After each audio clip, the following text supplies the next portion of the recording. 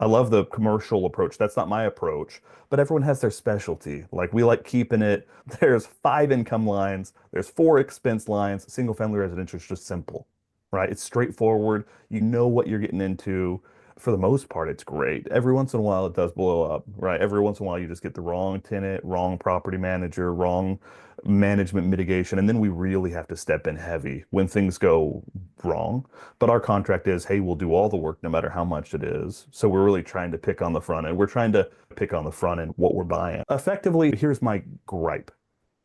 My bedrock would be called a turnkey house, right? So it's we're helping people find vet and buy single family residential. So that puts us in the world of Rich Uncle or Real Wealth Network, or there's a couple turnkey houses that specialize in single family residential. My problem with that product is I just kept seeing people buy single family residentials that weren't vetted well, right?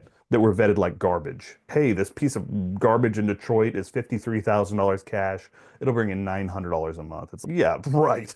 That's never gonna rent. That's never what you're gonna want. What you just bought is a grenade for your portfolio. And so I saw enough of that. I said, hey, I like single family residential, but I freaking hate the way it's being marketed as a passive asset. What you've got to have is you've got to have a business manager in that equation, someone who sets up the LLC, who keeps the books, who hires the property manager, who keeps them honest. And you've got to have someone who's like doing the day to day, and that usually falls on ownership. And so what we did is we said, hey, we'll do all the work for $1,000 a year, but if we can't get you to a 4% cash on cash, we'll waive our fee. And we tied all of our fees to we'll waive our fee if we can't get you to 4% cash on cash, because then it's our responsibility if we're picking something that's good on the front end. It's our responsibility if we're picking something that's going to cash flow. It's our responsibility if we're picking you something that's hot garbage, then we're going to have to deal with that for 5 to 7 years in our business management contract. So that's unique. And then the way we square that peg, because you're like, that sounds like a great way, Jeremy, to go out of business. The way that we square that peg is we say, in exchange for us taking some of the risk alongside you, we get 20% of the appreciation when it's all said and done, right? Or 30% of the appreciation when it's all said and done. Depending on how much risk you want us to take, we get 20 or 30% of the upside from here. You get everything you put in back, but then we split the upside. What that did was it made it so that we were picking properties that had to appreciate.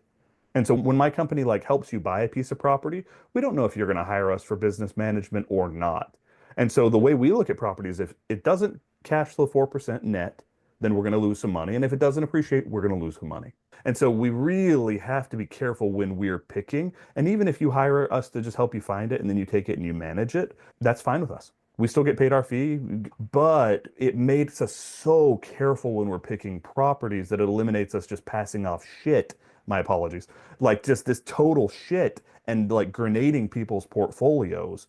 And that was a really important piece of the Bedrock story. It's, hey, we would love to be part of the story for the next 5 to 7 years, but the way we're going to be part of that story is if it doesn't perform, we will feel pain. And so it changes how we buy. And because it changes how we buy, we typically buy really good stuff. Yeah.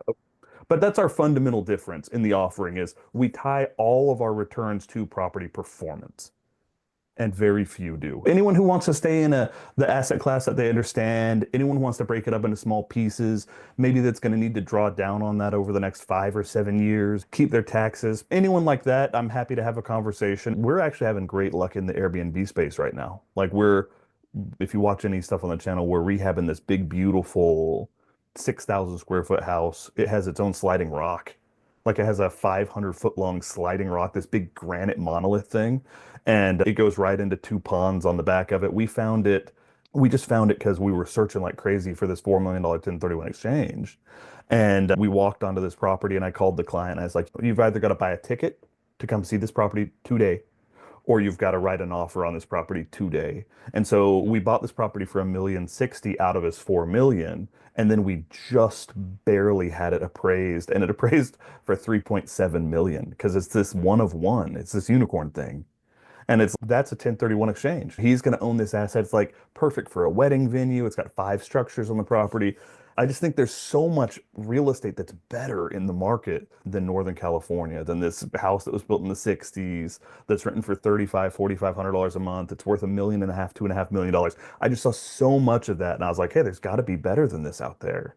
If you enjoyed that clip, you're going to love the full-length video. This clip comes from an hour and 15-minute recording that I did with James Callejas out in San Francisco, California at IPX 1031 Exchange.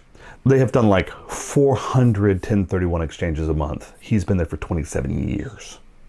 If you want to see that whole clip and watch him and I deep dive into everything we could think about for an hour and 15 minutes, here's the link to that full video.